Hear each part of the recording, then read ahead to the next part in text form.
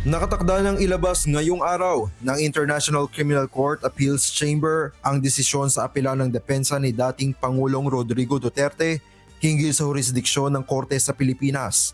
Una nang binasura ng pre-trial chamber ang argumento ng kampo ng dating Pangulo na wala ng otoridad ang ICC sa kaso matapos kumalas ang Pilipinas sa Rome Statute noong 2019.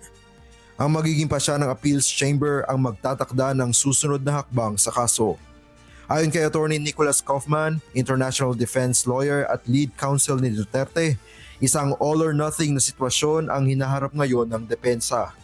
If the appeals chamber decides in favor of defense tomorrow, that's the end of it. It's the end of the case against the former president. It's also the end of the Philippines investigation.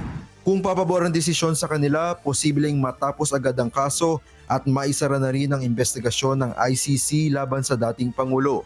Ngunit kung hindi, tuloy-tuloy ang proseso at lilipat ang focus sa confirmation of charges na inaasahang ilalabas naman sa April 28.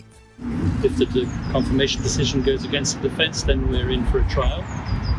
And that trial will probably start maybe at the beginning of 2027. Sa oras na makumpirma ang mga kaso, posibleng magsimula ang paglilitis sa unang bahagi ng 2027 at inaasahang tatagal ng ilang taon. For a trial. Unfortunately, cases at the ICC move at a glacial pace, and we're looking at a few years. Yes, unfortunately. That's one of the major criticisms of this court, that the cases take so long.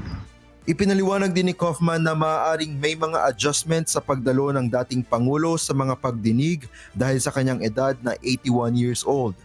Samantala, nananatiling positibo ang ilang taga-suporta ng dating Pangulo na papaboran ng korte ang kanilang panig.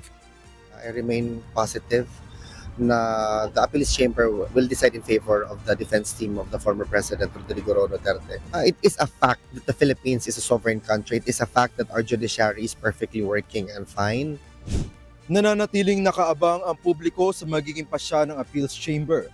Mamayang alas 5 ng hapon, oras sa Pilipinas, inaasahang ilalabas ang desisyon at malalaman kung ito na nga ba ang katapusan ng legal na laban o simula pa lamang ng isang mahabang proseso sa International Criminal Court. Mula dito sa The Hague, the Netherlands, Raven Campos, humahataw sa balita ngayon.